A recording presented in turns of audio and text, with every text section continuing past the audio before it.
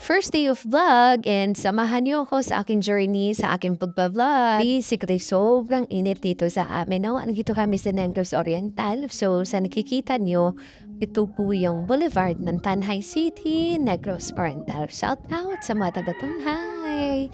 So, since first day, wala tayong masyadong ganap sa buhay. So, andito lang yung anak ko na makulit, na sobrang makulit. Ayan lang siya, sobrang favorite niya yung french fries and bagong ano yan, bagong gupit. So, first time niya magpagupit. So, right after niyang kumain, dumirekta na kami sa Tiangge para bumili ng ulam namin mamayang hapon. So, andyan lang si mama, kasama ko siya.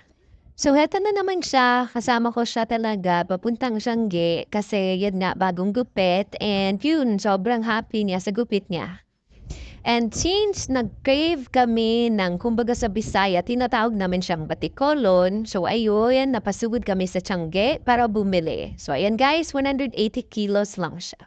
Sa Tagalog pala ay balon-balunan ng manok. So 180 per kilo.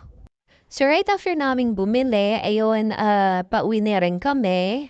And yung kapatid ko pala yung magluluto. So tara na. Favorite na menu pala yung lulutuin mamaya ng kapatid ko. So sobrang natatakam na ako and excited na ako mamayang gabi.